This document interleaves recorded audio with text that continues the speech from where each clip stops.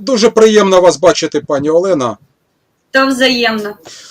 По-перше, мені дуже хотілося б зробити оголошення, бо завтра, в суботу, 1 серпня, в Києві о 12:00 біля пам'ятника герою Жизнєвському, біля стадіону «Динамо», о 12:00 почнеться мітинг на підтримку братів-білорусів, на підтримку Білорусі. Тому, друзі, хто може, мешканці Києва, чи хто зможе, будь ласка, підтримайте, буде дуже-дуже добре, тому дуже важливе оголошення. Я не знаю, чи буде в Харкові, ось, буде можливість, якщо тільки хоч якесь оголошення буде, я обов'язково прийду. Пані Олена, я вам дуже вдячний за цей подарунок, за БЧБ прапор. Так приємно отримати від вас подарунок, я вам дуже вдячний. Ну, я вітаю вас щиро. Я сподіваюся, що це не останній подарунок, тому що зараз полетить ще один пакунок у Харків, тому я впевнена, що ви для себе там так само побачите неякі приємні маленькі штуки, які будуть просто натхняти, я б сказала так. Що ми побач, що ми, я завжди ставлю хештег зараз під відео моїх українських сябров «Погоня побач». Как вы разумели, вчора ось таким чином я ходила по площі у Менську, величезна площа, 63 тисячі налічили за 3 години, гэта при тым, што мы былі агароджаны, то бок нас, ведаеце, такі загончык зрабілі з плотам, каб мы не маглі там нормально стаяць у вялікай колькасці, то бок нас абмежавалі у 40 тысяч тэрыторыя была, але мы неяк так праціснуліся 63, таму, канешне, нам... Вось і з плошчы таксама я вам падарункі ўзяла, і яны таксама палецяць у Харків, так што погоня побач, сябры, погоня побач. Я вам дуже вдячний. Друзі, підписуйтесь на канал Хелен Мінська. Буде закріплений коментар з посиланням на цей канал. Будь ласка, друзі, підтримуйте канал, розповсюджуйте інформацію про канал пані Олени. Це дуже добре, дуже класно.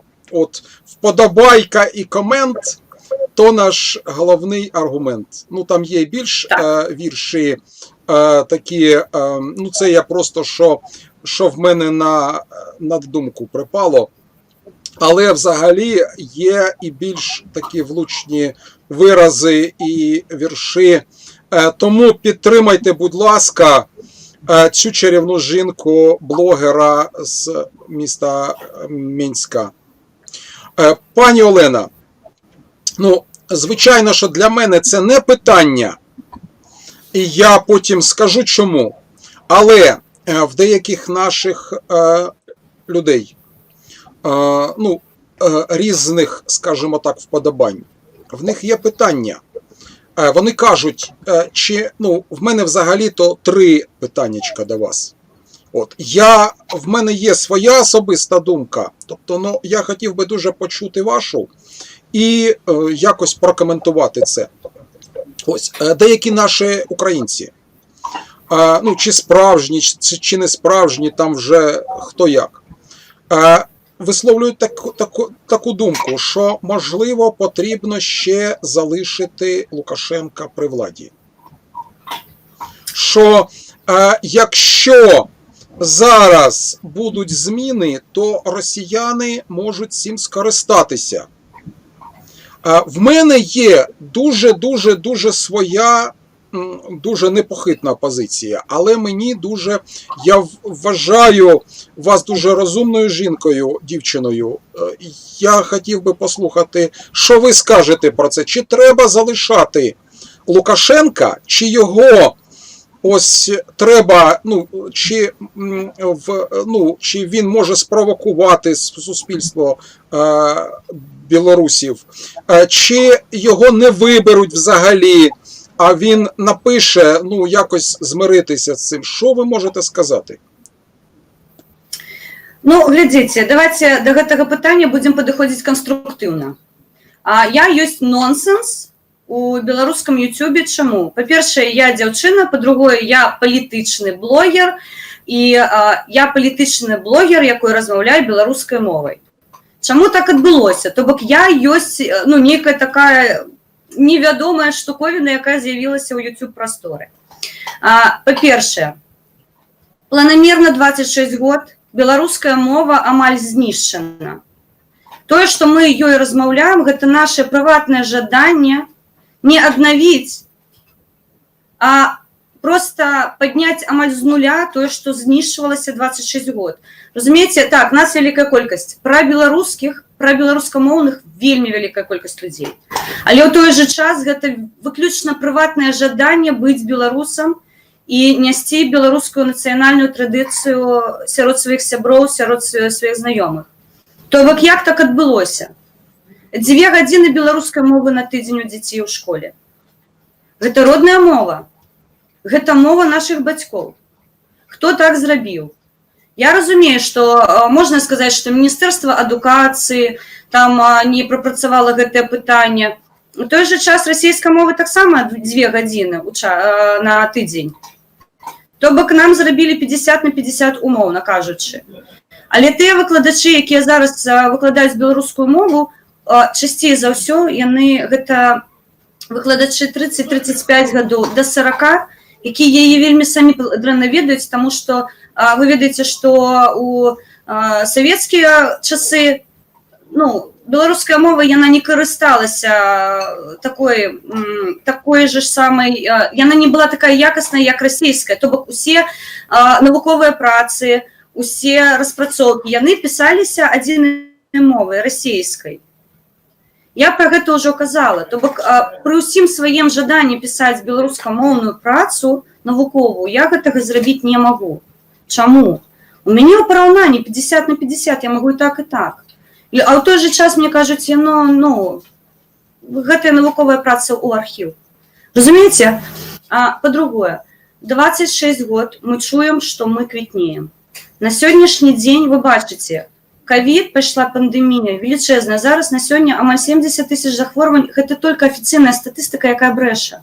Насправді лічбы і дактары пацверджваюць гэта ў 3 разы больш.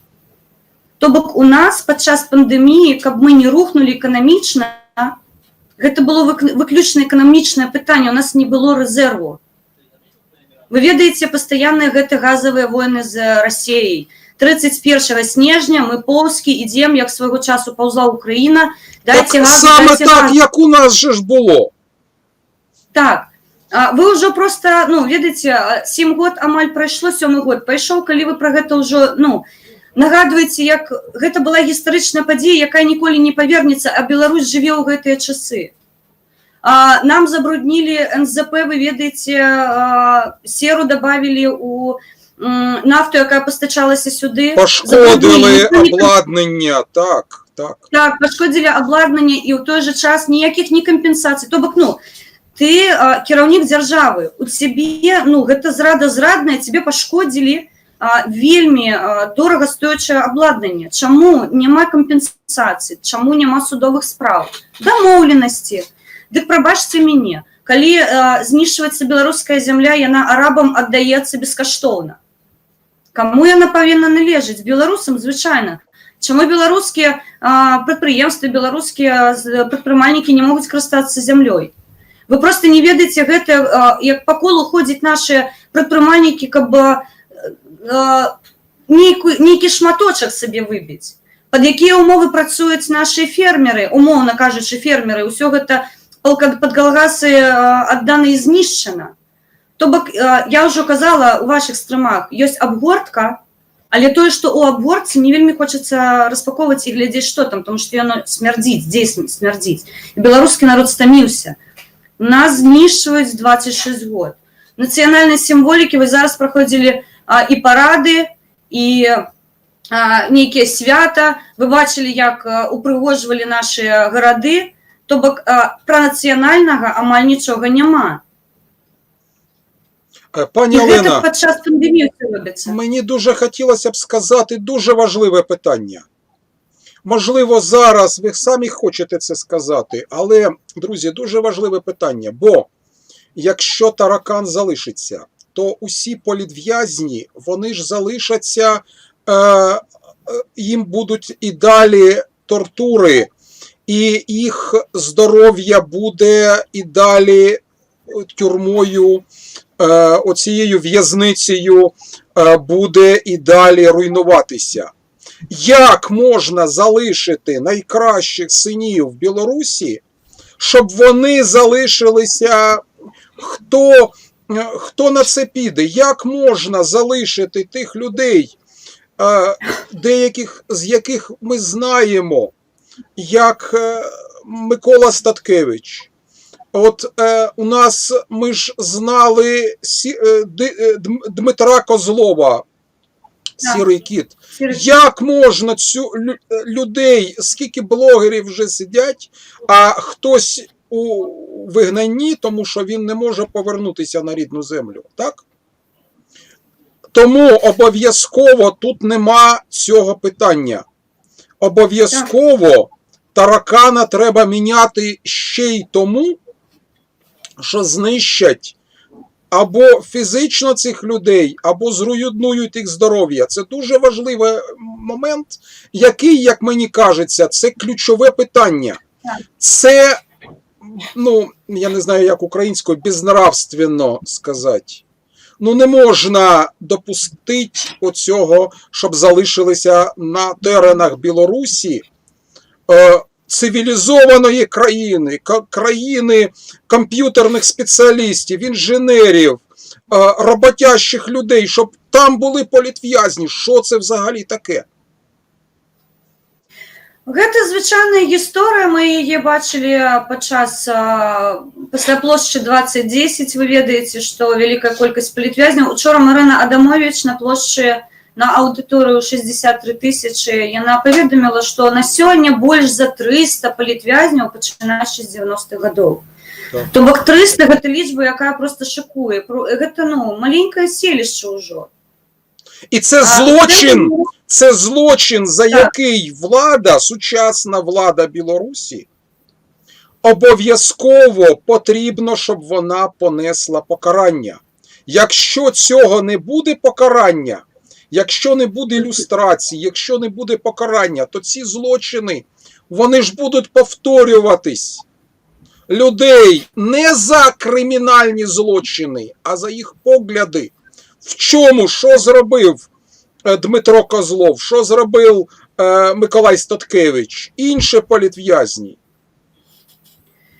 Я, на жаль, вимушена буду тут трошки розгорнути гэтую тему, тому що і я, і інші активісти, які я зараз вельми активно удзельнічають у громадянському житті Білорусі, ми так само, хутчэй за ўсё, будем звінавачаны у нейкай арганізацыі, у нейкай сістэматызацыі. То бок нам таксама, я ўпэўнена, што нам таксама уже падбіраюць артыкулы, па якіх нас можна будзе зачыніць, таму што гэта актыўная часціна Беларусі, яна вельмі маленькая. Астатнія выехалі, больш-менш разумныя людзі, яны ўжо даўно пакінулі. Вы бачыце, што вельмі багата беларусаў зараз за мяжой, хто распранае БЧБ, гэта ж усё наши грамадзяне, чаму яны за мяжой? Так, нам кажуць, увесь свет устал, увесь свет у беларусах, чаму яны не на радзіме? Таму я не выключаю, што калі мы пакінем гэтую сітуацыю, я не прымаю меркаванне, а давайце мы яго пакінем, таму што можа быць горш. Горш ужо не будзе, у нас нічога няма, у нас няма ресурсаў, у нас няма грошаў, мы нізшая нацыя, мы знішчаны. У нас людзі працуюць бескаштоўна. Вы бачыце, што замест таго, каб дапамагаць дактарам, мы збіраем гэта, беларусы збіраюць на пляцоўках розных. У дзяржавы няма грошаў нават падтрымаць сваіх медыкаў. Зараз паступаюць вельмі вялікія колькасці скаргаў ад тых, каму абяцалі кампенсаваць, што яны падчас ковіду рызыкавалі прыватна. Кампенсацыі няма. Пенсіянерам, просто, вы ведаеце, грэчка, да? Заўсёды ж перад кожнымі выбарамі, гэта вядомая гісторыя, мы будзем падтрымваць пенсіянераў, мы ім там плюшкі розныя будзем раздаваць. Пані Оленочка, ми братні народи. Ви бачите, ви сказали тільки гречка, я сразу зрозумію, про що йде мова. Ми братні народи, ви розумієте? Так, я перепрошую. А вось зараз нават на гречку грошаў няма. Пенсіянерам нічога не абяцаюць. Я вам хочу сказати, пані Олена, дивіться, ми повинні розповідати людям, ви повинні розповідати людям, ми повинні розповідати людям, що зараз саме перед оціми вирішальними виборами, вирішальними і для народу Білорусі, і для Таракана, він зараз мобілізує, намагається мобілізувати ресурси, щоб щось дати, щоб оцим гречкосійством позаніматися. А в нього зараз нема цих ресурсів. І ми це бачимо, що нема ресурсів. А тому коли будуть перевибори, якщо залишиться Тарган, то буде набагато гірше. Не буде краще. Не може бути краще. Вони ж мобілізували ресурси. Це ж питання його особистої безпеки, волі. Да, ви ж бачите, що зараз активний електорат – гэта не тыя, хто галасаваў дагэтуль, калі падымалі прыватна зарплатню перад выбарамі, абавязкова па $5 дадуць, а потым мы бачым цэнікі ў крамах, што яны, не на $5. Інфляція, а потім інфляція пішла. Крэдыты яны набіраліся, хаваліся, таму што трэба было электорат падтрымваць, то бок, абяцаліся нейкія плюшкі, бескаштоўныя абсалютна, за 3 копейкі бралі галасы. Зараз гэтага няма, але у эканомікі гэта называецца дыверсіфікацыя. Ён зараз бюджэты накіраваў на сілавыя структуры. Вы бачыце АМАК, вы бачыце вайсковых на вуліцах. Я перепрошую, друзі, це ОМОН по-нашому. Хто може не знає з наших глядачів, це ОМОН. Як це абревіатура, як вона розшифровується? ОМОН, то отряди міліції особливого російського призначення. А це абревіатура про ОМОН, то що ОМОНом колись назвалося, друзі. Я перепрошую, пані Олена, можливо, просто хтось із слухачів наших не знає. Ми взагалі, бачите, як чудово, ми ж без перекладача розуміємо один одного чудово. Як це чудово. Нам взагалі потрібно три державні мови у спільному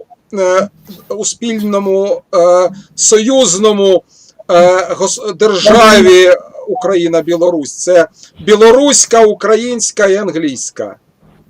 Так, ми без перекладача, щоб ми спілкувалися тією мовою. Згодна.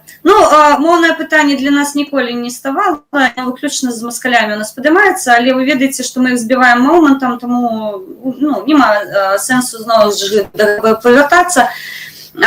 Зараз адпавяду на пытанне, ці ёсць сэнс нам ісці далей вось за гэтымі кратамі. Беларусь уся за кратамі, проста яна падзелена на нейкія дзеляначкі. Вось ёсць у нас Акрэсціна, ёсць яшчэ Валадарскага, гэта асобныя такія, суперкраты, а так Беларусь, яна зараз цалкам за кратамі. Усе беларусы пад прэсам, пад рэпрэсіямі, увесь народ.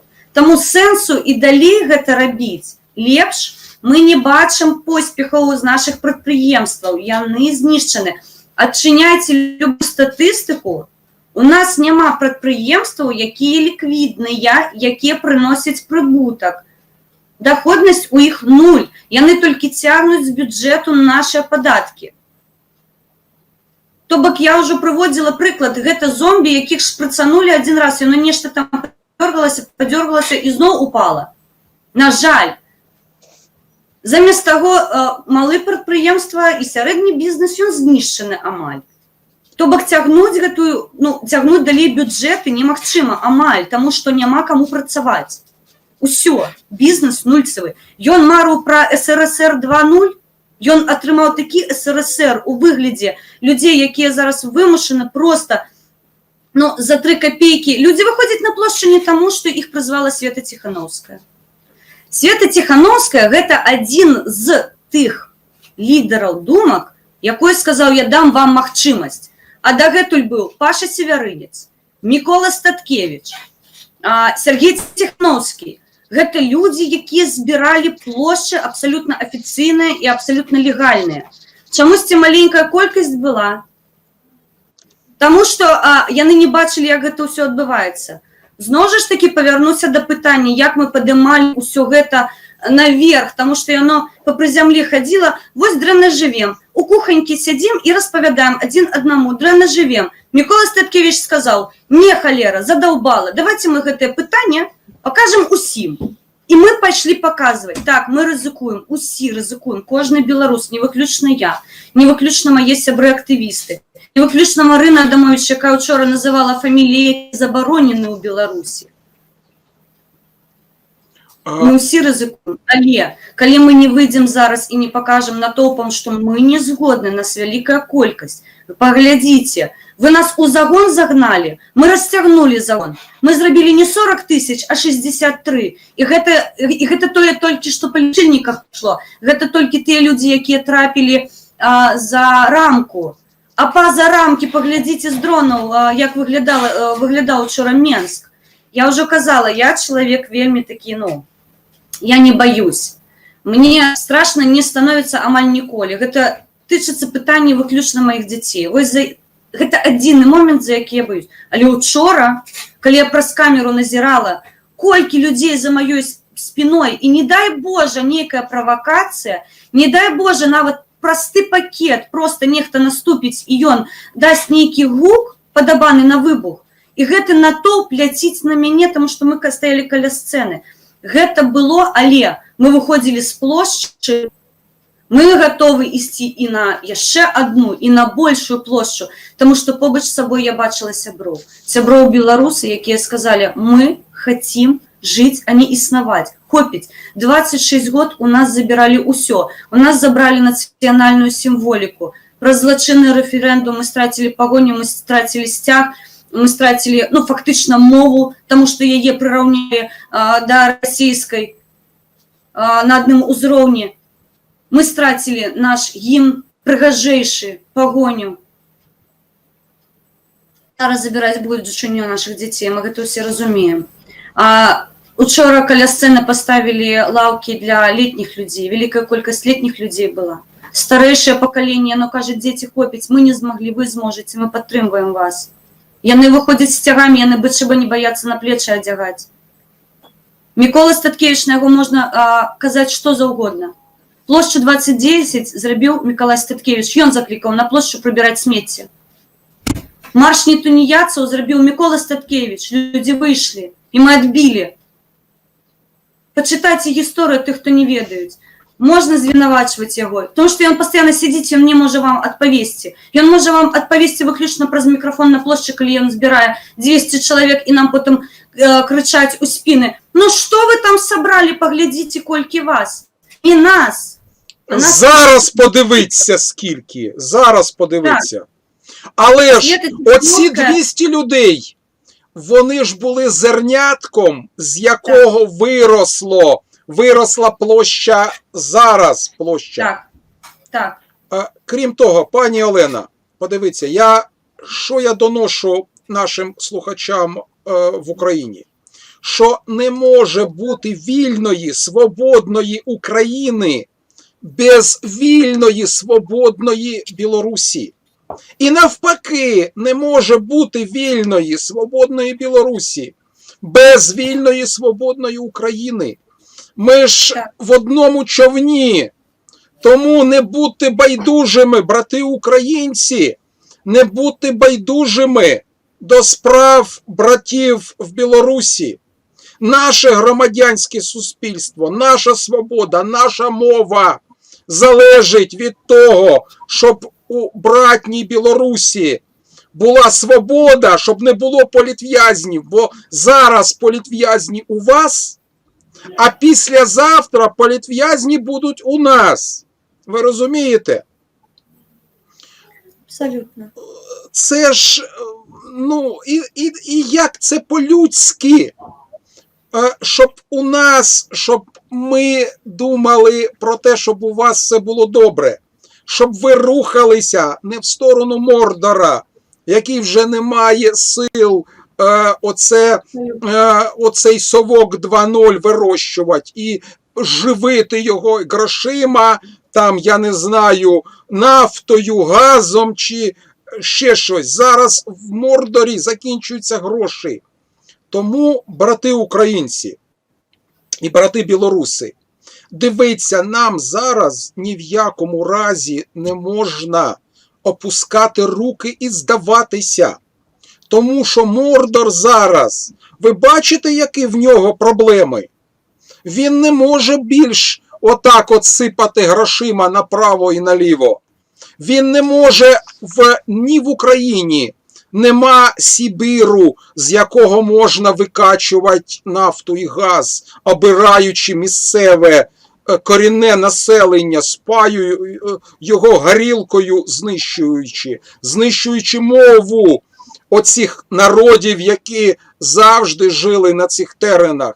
Росіяни знищують не тільки українську. Кремль знищує не тільки українську, не тільки білоруську.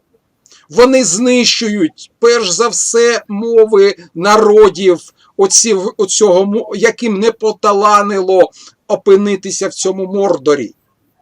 Тому, коли мене запитують, а чого ти, безпалий, тут топиш за Білорусь? Я, виступаючи на підтримку братів білорусів, я цим самим роблю по-людськи, по-перше, а по-друге, ще це ж і питання України теж. Як було б чудово, якщо б ми разом би вступили би до НАТО, рухалися в сторону Європи, принесли би свіжу кров в європейські оці установи. Ось, може вони навчилися чому від нас. Ось, не по одному, а щоб і Україна, і Білорусь, і Молдова, і Грузія, і всі інші народи, які прагнуть свободи і незалежності, виступають не за те, щоб перетворитися у Росію третього варіанту. Не в совок 2.0, а в Рашку 3.0 з росіянською мовою, з росіянським менталітетом, з оцією ватною гедотою скрізь геть. Це ж гебеня. Я перепрошую.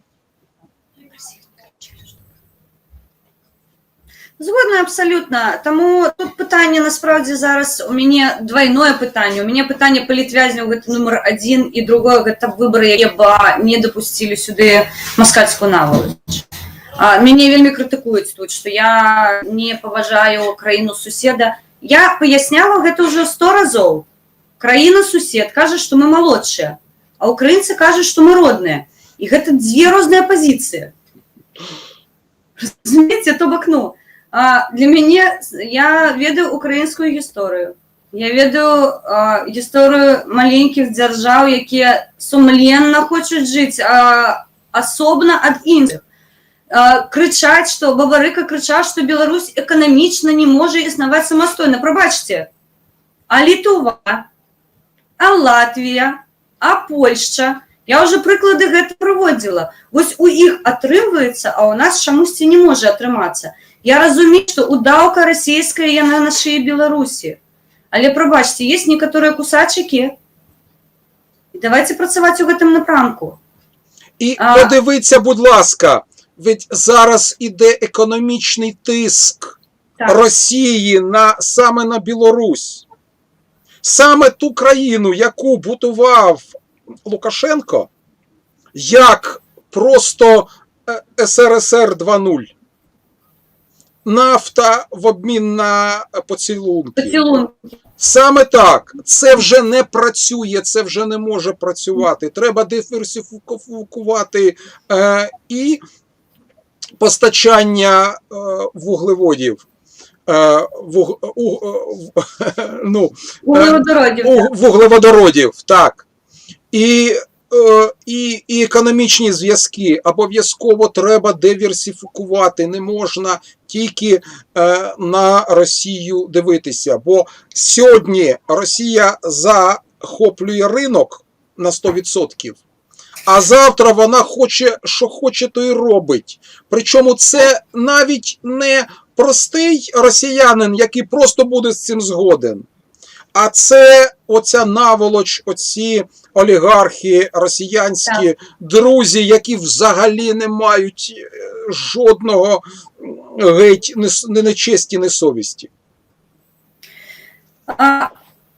Абсолютно щиро кажучи, конечно, мы, коли ідем зараз ось у гэты выбарчы год, і нас звінавачваюць у тым, што можа адбыцца так, што будзе і грамадзянская вайна, будуць эканамічныя праблемы. Сябры, безумоўна, грамадзянская вайна не. Калі мы будзем побач з нашымі хлопцамі, якія далучацца да людзей, такіх як мы, звычайных, і яны пакладуць свае шчыты, мабыць, мы можам аб гэтым, канешне, марыць, але мары час ад часу адбываюцца. Калі мы войдзем вось у гэту новую стадыю, вельмі хутка пачнуцца рэформы. У нас ёсць досвед іншых краін. Гэта не трэба тут нешта новае ствараць, яно ўсё існуе. Адзіная праблема, так, гэта Москва, якая зараз, яны не вылазіць, але вушы тарчаць. Гэтая правакацыя з вагнераўцамі, умоўная правакацыя, я, шчыра кажучы, мы нешта такое чакалі, больш тут турбуе скрытыя. То бок гэта хоць паказалі, мы іх ведаем, і зараз я вельмі спадзяюся, сёння пабачыла паведамленне, што ўжо прозвішчы выданыя ў краіне, але я спадзяюся, што гэтыя грамадзяне таксама трапяць па дамах, і іх там ужо будуць сустракаць пракуроры. Сэнс не ў гэтым. Гэтыя на віду, гэтыя, разумеюць, за што яны папаліся. Мяне больш турбуюць тыя, што хаваюцца. А іх вельмі шмат тут, таму што мяжы няма. Сёння дэманстратыўна расіянцы змянілі мяжу. Давайце аб'ектыўна, зноў жа ж такі да гэтага пытання падыходзіць. Як зачынілі, так і адчыніць. Хто паедзе? Я нешта не бачыла сюды вялікую колькасць расіянцаў, якія б з інвестыцыямі трапілі. Шчыра кажучы, я бачу Кітай, я бачу туркаў, я бачу арабаў. Расіянцы, у іх нейкі бізнес такі, сумневны, я не ведаю, чым яны тут займаюцца. І чаму іх так шмат у Беларусі? Чаму звычайны беларускі прадпрымальнік вымушан поўзаць па гэтых інстанцыях, выбіваць сабе. Вы просто не ўяўляеце, напэўна, вы прайшлі гэта ўсё. Нейкі МЧС, санэпідэмстанцыі, нейкія легпромы, дазвол там возьми, 1001 паперу, каб можна было працаваць. У гэтых усё добра. Ім не трэба рабіць сертыфікацыю, яны вольна сюды возяць свае тавары. Ім не трэба нейкія паперы рабіць, якія дакладна кажуць, што так тавар, ён адпавядае беларускім стандартам. То бок тут мы танцуем, а тут не танцуем. То бок у гэтым сэнсе, чаму беларусы ўжо ўсё наеліся? Таму што нас лічаць, дзейсна за нейкіх недажыхароў, таму што сустракаюць іншых. Беларускі экспарт, ён лепшы за імпорт. То бок мы вывозім лепш, чым мы сюды ўвозім. То бок калі нам трапляе прадукцыя горшай якасці, мы лепшую чамусьці вывозім. Як такое адбываецца? Я уже проводила прыклад, у нас ёсць вельмі вядомая марка, не буду называць, каб мяне не звінаваць у рэкламе.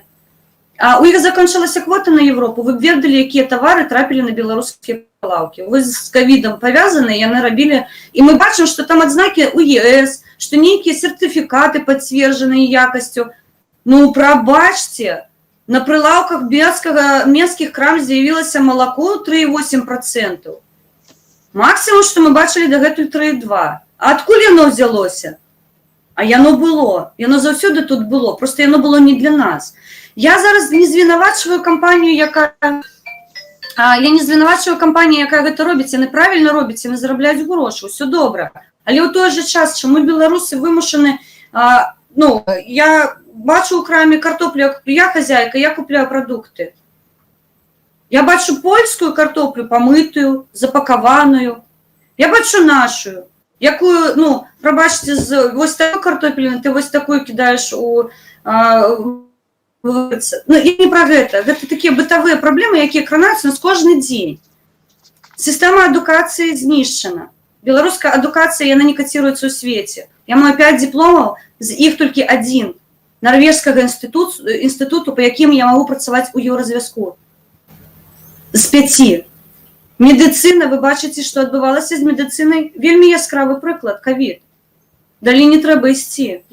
Нашым медыкам ніжэйшы паклон, што у якіх умовах працавалі беларускія медыкі. Но мне здаецца, гэта крах усёй медычнай сістэмы. І ви ж бачите, таракан тиснув на медицину, щоб начебто нічого ж немає. Так. Пані Олена, ще один дуже важливе питаннячко. От дивіться, є два дуже важливі думки. Ми всі розуміємо, громадянське суспільство, що це не вибори. Ні. Це ніякі не вибори, це ось. І тому тут два дуже важливих питання. Чи білорусам приймати участь в цій імітації і голосувати, звичайно, напевно, за Тихановську? І друга точка зору, це теж дуже, яка має підґрунтя, це не брати участь в імітації, в цьому цирку на дроті. Як ви вважаєте? Давайте зноў ж таки конструктыўна да гэтага пытання падыходзіць. Ніхто не чакаў, што аб'яднаюцца штабы. Гэта была навіна, як гром сярод яснага неба, то бок яны з'явіліся, 15 хвілін скалацілі нейкі штаб. Добра, окей, я пагаджаюся, яны таксама ідуць да змен. Тут я не магу крытыкаваць іх дамоўленасці, іх крокі, якія яны робяць для таго, каб змяніць сітуацыю ў краіне. Я разумею, у Светы сядзіць муж за кратамі, як і Мікалай Статкевіч. Адзінае, што ўчора мяне вельмі абрыла, Марына Мікалаевна, яна замовіла пра ўсіх палітвязняў, яна нагадала нават пра тых, хто пастраждаў па плошчах 2010, па плошчах 2015, людзей, нагадала, якія вымушаны былі пакінуць краіну з-за гэтага. Наталью Радзіну вы ведаеце. Саннікава, вялікая колькасць прозвішчаў. Света чамусь нагадала, ведаючы, што 2 чалавекі, іх 2 прозвішча, Статкевіч і Ціхановскі. Яна чамусьці учора агучыла толькі выключна фамілію Ціхановскі. 2 крымінальныя справы, якія артыкул змянілі, і ім свеціць да 15 год. Я шчыра веру, што яна вельмі хоча яго вызваліць. Гэта, я не буду яе ў гэтым пытанні крытыкаваць, але як яна гэта робіць і праз якаго яна гэта робіць. Цапкала свайго часу працаваў у міністэрстве іншаземных спраў. Ён быў адным з прадстаўніком Беларусі за мяжой, прыватна ў Амерыцы. Напэўна, давайте шчыра кажучы, чалавек з досведам павінен быць. Ён разумее, ён бачыў жыццё там, жыццё тут, і ён ведае, якія крокі трэба прадпрымаць. Ён збег зараз на рашку. У мяне пытанне. Учора была душараздзіраючая, зноў ж такі, гісторыя ад яго жонкі. Окей. Але, кажаце, гэтай гісторыі 20 год. 20 год, у гэты тэрмін уваходзіць праца з гэтай уладай. То бок тады гэта было не так важліва, як зараз. У мяне проста такое жыццёвае пытанне. Да чаго ви вядзеце гэтую краіну? Пані Олена, ми ж дійсно повинні розуміти, що якщо Таргана буде усунено, то не можна буде звільнити тільки Тихановського, а не звільняти наприклад, Статкевича чи інших політв'язнів. Ну, ми ж це розуміємо, так? Так, вельми важливую я зараз скажу вам реч. Ми сьогодні були здивовані, щиро кажучи, здивовані. Позитивно, я перепрошую, чи негативно? Негативно. Негативно. Хто не відає, гэта на моєму каналі ёсць гэта відэа. Я зараз поясню ситуацію, що відбулося. Учора працаваў Белсат, учора працавалі Радыё Свабода. Падчас выступу Ольгі Севярынец, гэта жонка Паўла Севярынца, вельмі вядомага палітыка, сумленнага палітыка, шчырага беларуса. Чамусьці вось на яе прамове у іх былі нейкія праблемы з трансляцыяй. Таксама праблемы з трансляцыяй адбыліся выключна на прамове Марыны Адамовіч, жонкі Мікалая Статкевіча. Усё рэшта іх працавала добра, нават дроны запускалі ў неба, каб зняць, колькі людзей прыйшло. У мяне пытанне. І сёння зранку, калі крануліся пытання, а дзе прамова Марыны Адамовіч? А дзе прамова Ольгі Севярынец? Я перепрошую, є в інтернеті посилання на їх промови? На вашому каналі? Друзі, заходіть, будь ласка, поширюйте, ви ж бачите, що робиться. Заходіть на канал пані Олени Хелін-Мінська. Там вони ж буквально тут же ж, їх дуже легко знайти. Качайте це відео, дивіться це відео, розповсюджуйте це відео, бо ви ж бачите, що інколи навіть такі уславлені інституції, як Радіо Свобода і таке інше, що Белсат, про Белсат то Бог з ним. Від Радіо Свобода я такого не чекав ніколи.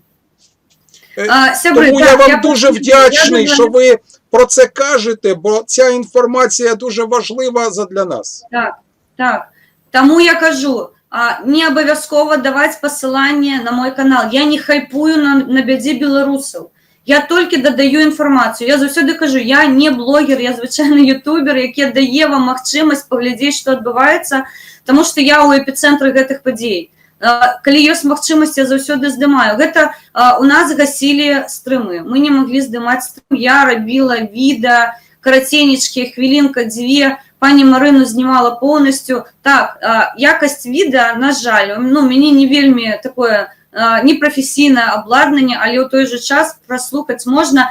Не абавязкова пасылацца на мой канал. Калі вы лічыце, што гэта важліва, завантажьте себе. Забирайте, мне галоўнае, каб распаўсюджвалася інфармацыя. І дакладна, што сёння адбылося? Я некаторы час таму звярталася таксама да украінцаў і да Лёшы Гончаренка, каб дапамаглі. У нас ёсць справа па Зміцеру Фурманову.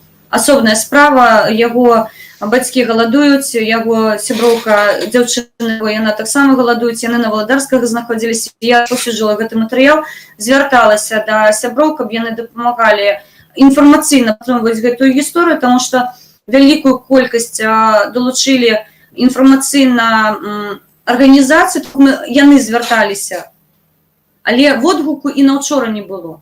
Чаму кажу, гэта важліва? Нас уже можна дакладна зараз сказаць, спецыяльна нас прыбіраюць з інфапостаў. Мікалая Статкевіча, Паша Севярынца, Сергея Ціхановскага. Нам робяць серы код той же самы. Пра Зміцера ніхто не ведае. Пра Зміцера ніхто не ведае. Плюс у нас з'явіўся яшчэ адзін палітвязень. У нас новы, я не памятаю прозвішча, не буду зараз крутіцца ў галаве, але не буду, трэба глядзець інфармацыю. Пра што кажу? Я не ведаю, пад якую дудку зараз спяваюць Белсат і Радіо Свобода. У мяне пытанне да іх. Белсат, то ще хоч трішечки зрозуміло. Но Радіо Свобода, білоруське відділення Радіо Свободи, я від них такого не чекав ніколи. Тому дуже важливо, пані Олена. Тому, друзі, заходьте на канал, підписуйтесь на канал Хелін-Мінська, і ви там отримаєте деякі речі, які, на жаль, замовчуються СМІ. Ну, гэта эксклюзив. Так, фактично, гэта эксклюзив з 63 тысяч людей. Відео ёсць толькі ў мяне. Яны на маім канале. Я вельмі спадзяюся, што іх не знішчаць, але я ведаючы, што можуць зрабіць мне такую нейкую дрэнную рэч, не хвалюйцеся, я ўжо відэафайлы перадала каму патрэбна, і яны будуць гуляць па сетках. Бережіть себе, пані Олена. Ну так. Не, разумееце, я не одна. Не я одна, і таму мяне могуць прыбраць, на маё месца прыйдуць іншыя людзі, як ведаю. Сёння паралельна са мной здымалі яшчэ людзі у іншых мястэчках. Мы зноў ж такі разбегліся, мы не рабілі такія сходы паміж сабой, то бок, шчыра кажучы, зараз блогерская суполка беларуская, яна павялічваецца, і, мабыць, мяне пачулі некаторыя людзі, яны таксама далучыліся, ўзялі тэлефоны ў рукі, няхай яны вельмі ціха гэта робяць, яны не паведамляюць, хто яны проста скідваюць відэафайлы, але тым не менш гэта інфармацыя. Галоўная інфармацыя, таму я кажу, калі ласка, калі вы лічыце, што трэба ўзяць за канала інфармацыю, я не забараняю, я ні аднаго страйку па аўтарскіх правах ні на кого не кідала. Адзінае, што я магу гэта зрабіць, калі маскальская прапаганда будзе неяк перагартаць гэтыя падзеі, канешне, там будзе прыляціць уже ад мяне, ад маіх сяброў 100%. Пытанне не ў гэтым. То бок, тое, што адбываецца, я падтрымваю рух, якой зараз аб'яднаны штаб робіць. Безумоўна, я буду прабіваць гэтае поле, дзе Беларусь, і ўсё пра Беларусь, і яно нацыянальнае, і яно наша роднае. Я буду гэта рабіць па-свойму. У мяне няма ніякіх белых лент. Не таму, што я лічу, што не, я такі супроціў, што я вось не буду. У мяне ёсць мае нацыянальныя адзнакі, якія для мяне нешта азначаюць. І вони означають навіть більше, ніж біла стрічка. З білою стужкой, сябры, я великую колькасць бачила учора на правым баку альбо на левым баку, немає сенсу. Люди апранали БЧБ, бел-червоно-белый, просто меня постоянно выправляют, скажи, что такое БЧБ бел-червоно-белый, а з іншага боку белая стужка была. Я не супраць гэтага, просто я не датрымваюсь неабходнасці 97% неяк, я ж кажу, гэта для мяне ўсё роўна, што ў вуха карове некую бірку паставіць, разумееце, неяк адзначыць. Я не адзначаюся, я так адзначана мовай, сцягамі, то бок я яскравая ў гэтым сэнсе, і мяне адрозніць лёгка. Іншы бок, па-іншаму, то бок зараз інфармацыйнае поле, мы чуем, нават дзве фаміліі, нават не тры, хаця іх павінна як мінімум тры быць. Гэта Ціхановскі, гэта Статкевіч, гэта Севярынец і ўсе іншыя. Таму што тая праца, зноў ж такі кажу, якая рабілася, усё на маім канале ёсць. Глядзіце, як мы увесь год працавалі і збіралі людзей, прасілі, прыходзьце на легальныя акцыі, нікога не бойцеся. Сергей Ціхановскі далучыўся, ёсць пацверджанне афіцыйнае да кандыдатаў пратэсту Мікалая Статкевіча, гэта быў стрым, і ў прамым эфіры у мяне ёсць доказы, таму што зноў ж такі звінавачваюць, што ніколі Статкевічам Ціхановскі не ішоў, гэта хлусня. У нас ёсць дакументальнае пацверджанне, дзякуй маім сябрам з Украіны, якія сказалі рабіць скрыны, бяры відэа, таму што прыйдзе час, калі ты будзеш даказваць, што ты не асёл, у цябе няма вушэй. Вот зараз мы показываем, что так, по стратегии Сергея пошли. Марина Адамович допомагала Свете Тихановской збирать железную яе группу, там наши активисты, однородные громады. Я так разумею, допомагали еще из БХД Павла Северинца хлопцы. Давайте объективно подходить до этого питания и давайте будем сумленными сами перед собой. Коли вы брешете, умовно кажучи, сами себе, про якую сумленную Беларусь тады можна казаць? Не. Мы будзем гэта падымаць. Калі нас знішчваюць, прабачце. Мне гэта не падабаецца, я буду грукатаць ва ўсе дзверы. Ага, вы не хочаце называць Мікалая Статкевіча фамілію? Паша Севярынца, Ігора Лосіка. Дык мы нагадаем, калі вы забылі, няма пытанняў. Не думайце, што я адна. Я не адна.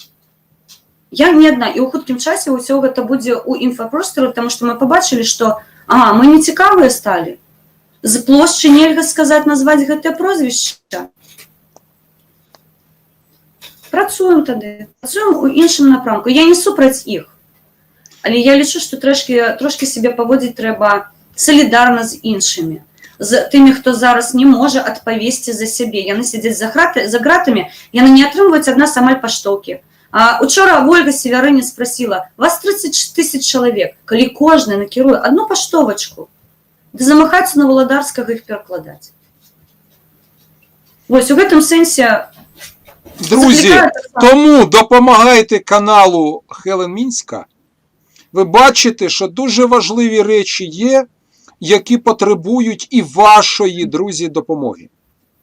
Чим більше ми, чим більше буде нас, чим більше буде я теж підписник ваш, пані Олена. Ви ж знаєте, я ж ваш підписник. Чим більше нас буде ваших друзів, тим краще буде, це буде по-людськи. Гэта будзе салідарнасць. Я шчыра дзякую суполкі, сёння беларускі інфармацыйны цэнтр ва ўкраіне нарэшце падкрэсліў гэтую праблематыку, што яны хацелі асвяціць вялікі мітынг, які адбыўся у Беларусі. Яны хацелі дадаць інфармацыю пра палітвязняў, і яны далі пасыланне на мой канал. У іх інфармацыі больш няма. Усё. Друзі, ще дуже важливе питання. Коли ви кажете, що є небезпека, що нова влада Білорусі повернеться і буде ще більш проросійською, ніж влада Таргана, от щоб цього не було, зробіть хоча б маленький крок, це я кажу про українську спільноту. От підтримуйте дійсно про білоруських блогерів. От, до речі, канал пані Хелен Мінська. Коли ви кажете, що є небезпека, тому що нова влада Білорусі буде проросійською. От в нас є людина, яка виступає проти цього. Підтримуйте дійсно громадянське суспільство Білорусі. Так, ну паглядзім. Святлана, яна у сваіх прамовах, яна вельмі, ну, на мой погляд, шчыра кажа, што яна будзе рабіць усё магчымае, каб павярнуць беларускую мову проста.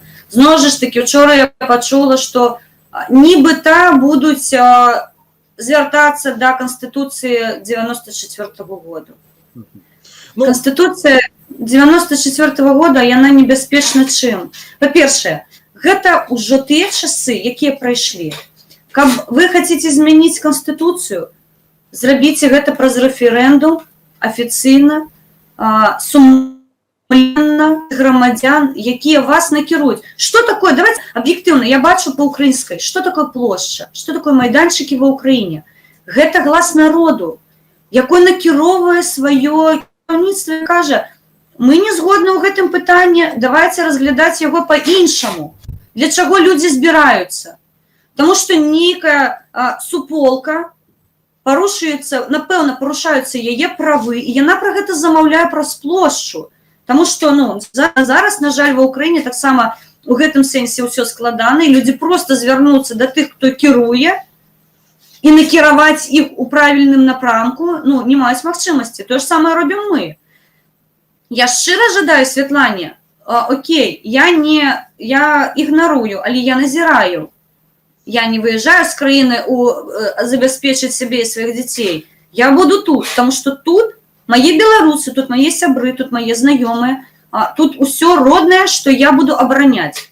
У тым ліку я буду распаўсюджваць інфармацыю, якая вельмі патрэбна беларусам, яе мала. Калі тым больш, што сёння адбылася такая падзея, прабачце, блогеры беларускія, у нас з вами шмат працы. Пані Олена, друзі, от дивіться, щоб підтримати площу, люди збираються навіть коли влада на них тисне. А щоб підтримати Таргана, людей потрібно зганяти на протарганські мітинги. Зверніть, будь ласка, увагу. Це ж дуже важливо, що то люди самі проти тиску влади, проти ментів, проти ОМОНу. А то людей, ви бачили, які обличчя у людей на відео, які по підприємствам державним зустрічають Таргана? Ви бачили, з якими обличчями вони стояли? Я перепрошую, пані Олена, ну не міг не... Все правильно вы кажете, пан Александр. Тому в этом сенсе ці готовы мы да змен, конечно, готовы. Ці готовы я дапамагаць, конечно, шчыра. Я волонтеру уже, ну давайте объективно, з красавіка месяца, уже амаль 3 месяцы я не працую, я працую выключна на плошчу. То бок гэта маленечкі телефон, вось мой інструмент, на якім я не зарабляю увогуле нічога. Для мяне важліва зараз, разумееце, калі у мяне будзе моя краіна, у мяне будзе ўсё. У мяне будзе праца, так. Вось, я маю на увазе, што мы ідзем да таго, каб мы стварылі сабе магчымасці. Ёсць эканамічныя праграмы, ёсць праграма народнай грамады, асноўныя пункты, базіс, фундамент, па якім рухаемся. Окей, не падабае гэтая праграма, берыце асноўныя пункты і рабіце, вылічыце лепшым. Я чытала эканамічную праграму, як будзе зменьвацца новая Беларусь. То бок, якія першыя крокі нам патрэбна зрабіць? У нас велічэзная колькасць, насправді, цудоўных, разумных людзей. Адзіна я задавала, падчас, калі я вывучалася, я задавала заўсёды сваім прафесарам пытанне, чаму вы сядзіце тут са мной у аўдыторыі, крамсаеце мою работу вдоль и поперек, что прибрать, что додать, а не там. Вот с такой головой. И заниматься мной студенткой.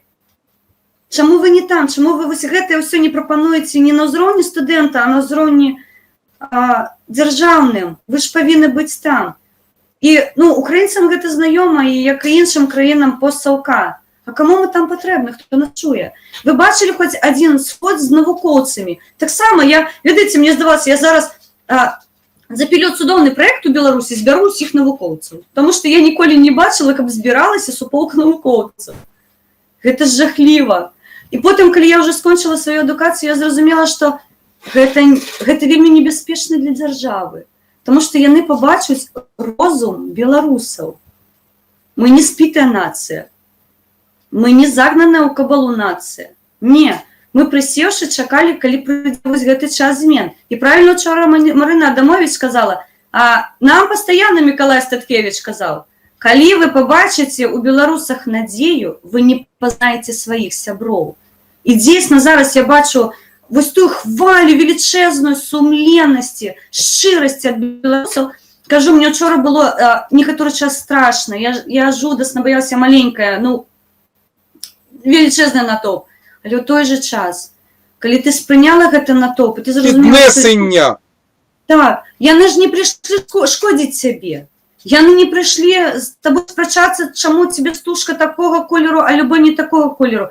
Велічезная колькасць цяго БЧБ. Велічезная. А сёння я яшчэ ў Лідзе побачила, і ў Лідзе, здаецца, в Еўразвязку уже з'явіліся сцягі. То бок беларусы, яны... сумленные, яны нормальные, адекватные, цивильные люди. Мы не быдло. Я казала, у нас есть те, кто не бросают смецце на землю, есть те, кто, ну, задлом прибирают, але быдла не шмат. І, звичайно, ну, об'єктивно, мені здається, вони навіть не білоруси. Пані Олена, дивіться, були люди, такі як Статкевич, такі як Паша Северинець.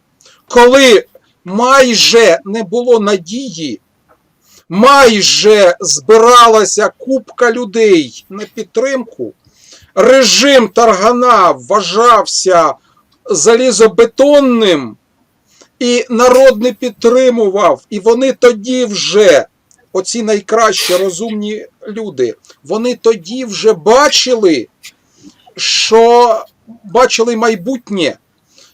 Це можуть робити тільки не люди, які от скрізь. Саме вони бачили от за горизонт.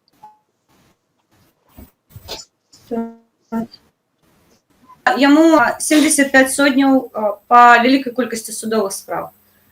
Ён амаль увесь тэрмін гэты сядзіць у карцеры. Каб вы разумелі, хто уяўляе сабе карцеры, гэта, ну вось у Савецкім Саюзе былі прыбіральні, ну, 2 метры на 2 метры. гэта маленечка, і там маленечкая вакенцыя толькі ёсць, і шконка, якая адкідаецца. То бок Оля Миколайчик яна распавядала, што каб пайсці да прыбіральні, там такая дзюрка ў поле, яна кажа, гэта маленечкі такі праходзік, то бок паміж шконкай, якая прыбіраецца зранку, і о 10 гадзіне вечара адкідаецца, то бок о 6 гадзіне яна прыбіраецца, а 8 яна, о 10 яна адкідаецца, прабачце. І Воля казала, што трэба праціснуцца. І там ёсць маленечкі стул, такі яшчэ 20 на 20 сантыметраў металёвы, і яны на ім все больш нічога няма. Паша увесь гэты тэрмін у карцеры. Але ён на волю выдае: трымайцеся, я з вами, я буду за вас бороться, і я буду адстойваць ваші правы. Ну, він же ж хоч трішечки знає, що робиться на площі. Це дуже добре. Це дуже добре, бо це морально підтримує цю людину. Це дуже важливо. Повернуўся з карцеру таксама наш сябра. Мы з ім размаўлялі. Я потым распавяду, што гэта чалавек, там, што ён, на жаль, зараз зноў адбывае тэрмін, я ўпэўнена, зноў ён будзе ў карцеры, і я б вельмі хацела, каб ён даў прыватнае інтэрв'ю. Мы дамовіліся даць інтэрв'ю Алексе, але паспелі яго зноў скапілі, і ён зараз адбывае зноў жа такі 15 сотняў. Але абавязкова яны змаглі з Паўлам паразмаўляць праз нейкую там трубу, яны абмяняліся інфармацыяй. І тое натхненне, якое ён ад Паўла прынёс нам на волю, пані Марына таксама казала, што Мікалай Статкевіч сказаў сваім актывістам: не здавайцеся, ідзіце ўперад. Вось гэта ад яго нам прылецела.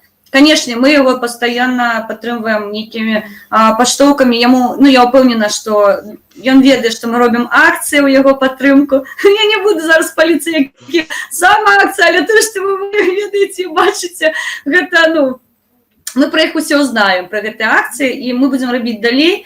А вось зараз, мабыць, адбудзецца, сябры мае робяць яшчэ адну акцыю, мы будзем яе праводзіць. Яны вельмі шчырыя, яны, безумоўна, безбяспечныя, то бок мы нікому не шкодзім, але нагадваем пастаянна пра тое, што адбываецца. І ў гэтым сэнсе яны адтуль, разумееце, мы не можам іх зрадзіць зараз. Мы не можам ад іх адгарнуцца і сказаць: вось у нас ёсць новая каманда, мерсі, прабачце, вы за кратамі, вось ідзіце далей, а мы пойдзем, тут у нас ёсць велічэзная суполка, яна нам цікавей. Я ніколі не змагу гэта пераапрануцца ў паветры. Мне не дазваляе моя совесть так зрабіць з Мікалаем Статкевічам. Я яго вельмі шаную, я вельмі цаную яго працу, таму што я падчас гэтых усіх акцый была побач з ім. Падчас зімовых акцый, як яны ракіроўкі рабілі з хлопцамі, просто калі гэта вось все будзем распавядаць, не толькі я, вялікая колькасць людзей пра гэта ведае, таму што мы, хто будзе выходзіць на плошчу, хто возьме мікрафон, а хто замовіць акцыю. І нас у той час вінавачвалі: а дзе Статкевіч, чаму северынец? Потым крычалі: а дзе северынец, чаму малады фронт аддуваецца? То бок, ну, а мы іх мешалі, каб яны не трапілі пад рэпрэсіі, потому што мы ведалі, што іх будуць хапаць. Мы ведалі, што іх будуць гвалтаваць, што вось толькі дай магчымасць. І калі атруцілі Мікалая Статкевіча, пані Марына, яна медык, і яна вось з гэтай сітуацыі сутыкалася, таму што гэта ўжо другі раз яго атруцілі. І адразу пачалі крычаць: вось, Статкевіч зліўся, ведалі, што ён у вельмі дрэнным стане, і пачалі разганяць вось гэтую тэму, што а ён, што зрабіў ён? Ён увечары выйшаў на плошчу. Дагэтуль мы яго падтрымвалі і прасілі: Мікалай Вікторович, мы зробім усю працу за вас, мы выйдзем з цягамі, мы замовім пра Беларусь, беражыце сябе, таму што папераду велічэзная праца, будуць выбары, і вы нам патрэбны. Ён нас чуў як актывістаў. Але калі сказалі, што ён зліўся, ён выйшаў на плошчу, хворы. Але, як ведаеце, я баец, статны, прыгожы, разумны. Ён выйшаў і ўсім даў пендалі і сказаў: вы мяне з інфаполя не выб'еце. І таму мы, як актывісты, ну, шчыра кажу, мы павінны проста, мы забавязаны, таму што ён зараз фактычна адзін з тых удзельнікаў, як і Паша Северынец, як і Шэры Кот, як і іншыя нашы блогеры, якія сядзяць, і іншыя актывісты, якія зараз трапілі за краты. Іх 26 уже на сёння. Трэба пра кожнага помніць. Я не ведаю, астанні мы далі палітвязня, яшчэ не ведаю, я ведаю, што адчынілі крымінальную справу на яго. мы трымаемся за усіх. У нас не існує две фамілії. У нас ёсць агульнае слово палітвязні, наши палітвязні, усі. Тому заўсёды пишу, мы чекаем усіх, а не виключно нейкіх по прозвищу. Друзі, от беріть приклад з чудової дівчини пані Олени. Як чудово там у вас квіточки стоять. Як чудово. Пані Олена, дякую вам за чудове інтерв'ю. Мій канал завжди, я вам тільки що можу, я завжди зробимо допомогу вам інформаційну, яку завгодно. Все, що можемо, все зробимо. Ведаеце, для мяне гэта такая магчымасць маленечкая, просто про свою боль у сэрцы. Я спявала гімн Украіны, і усе сміяліся з мяне. Трэба разумець, у Менску падчас акцыі пратэсту, гэта был сход у той час, калі Мікалай Статкевіч, аб'яднаны з камандай Сергея Ціхановскага, праводзілі велічэзныя. Вось гэтыя чэргі велічэзныя. Гэта у той дзень мы з Куракасам сустрэліся і заспявалі гімн сярод ціхароў, сярод тых, хто сядзеў у сваіх бусіках. І я сказала, халеру на вас, у мяне душа спявае, і я заспявала. Нехай дрэнна, нехай без голасу, але я кажу, гэта спявала душа як могла. Таму у хуткім часе, канешне, я ўпэўнена, мы побачым новую Беларусь. Беларусы іншымі ўжо не будуць. Беларусы пачулі і адчулі натхнення, і зараз дзейсна беларусаў не пазнаць, таму што яны побачылі дух і рух надзеі. Друзі, ви бачите, як час він закрутився, він зжався в пружину таку, стиснувся. Тому, друзі, обов'язково дивіться канал Хелен Мінська. Там будуть саме події, ті, які будуть. Ось. І беріть приклад з цієї чудової дівчини. Дякую вам. Дякую. Я завжди чекаю вас на своєму каналі. Ви бачите, як стискається час. Як от взагалі було щось таке, що воно як гумка отак от і було, і було, і було, і було.